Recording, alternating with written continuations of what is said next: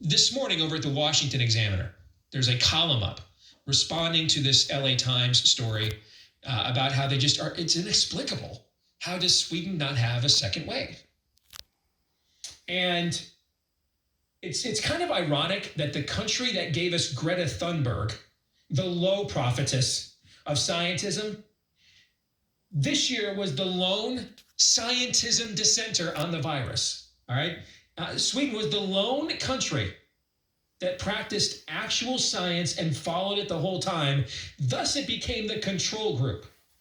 That proved to us lockdowns were the dumbest managerial decision in all of human history. And I did this a few months ago, and I want to do it again right now. Let's compare with the most updated data we have now, Sweden and Michigan, because they have virtually the exact same population, okay? Sweden hasn't had more than 500 new cases in a given day since July 7th, okay? Nation of 10 million people. Meanwhile, the state of Michigan, state of 10 million people, has been below 500 new cases only 3 days since July the 7th. So Sweden hasn't had 500 new cases since July 7th. The state of Michigan has only been below 500 cases in a given day 3 times since July 7th. Let us continue. Sweden hasn't reached double figures in deaths for 64 consecutive days now. 64. By the way, Sweden's upcoding for deaths for COVID is actually worse than ours. They're actually more liberal in how they code deaths with COVID than even we are. And they haven't reached double figures in deaths in Sweden for 64 straight days. However, Michigan has reached double figures in deaths 12 days, or has reached double figures in deaths 12 days in the last 64 days. 5 of those days, it was 20 or more deaths. 2 of those days, it was 30 or more deaths. Here's more. Sweden right now sits at 580 deaths per 1 million people. Michigan, with the exact same population, 699 deaths per 1 million people. Sweden, no lockdown.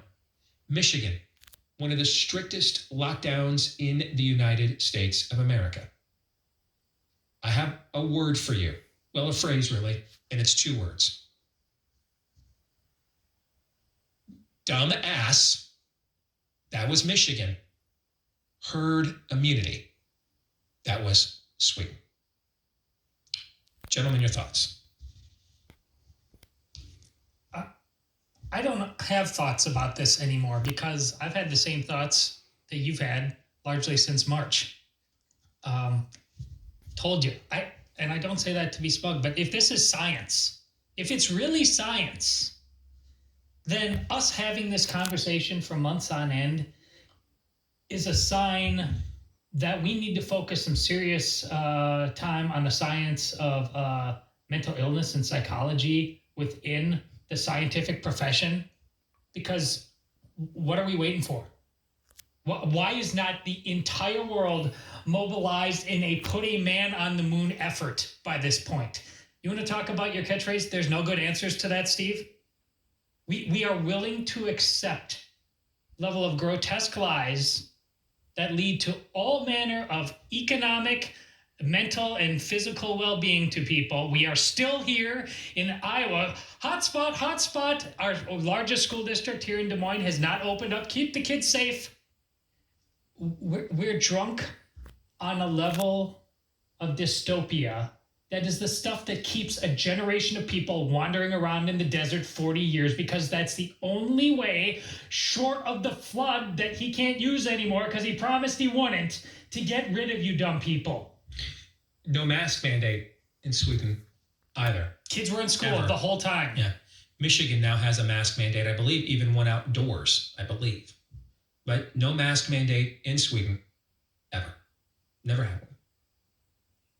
Aaron. And this is just part and parcel to the paragraph of that New England Journal of Medicine piece from May from a group of doctors, many of whom were affiliated or teaching at Harvard Medical School. Harvard, guys, Harvard, just Harvard. Bunch of quacks out there talking about just openly how there's no logical evidence or no logical thinking when it comes to mask wearing, how it's really just in terms of stopping the spread. It's to stop the spread of the virus of anxiety, and how I can't believe they used this word, because this is the word that we have been using over and over again. They flat out said it. Specifically, it's a talisman. A talisman. You guys know what the definition of a talisman? It's an object, a trinket, designed to draw on magical powers to bring the wearer good luck. I said, and I tweeted a couple of weeks ago, or maybe it was just last week on Twitter, that our medical establishment is run by witch doctors. Thank you, Aaron, for not re-recording, because while reading that,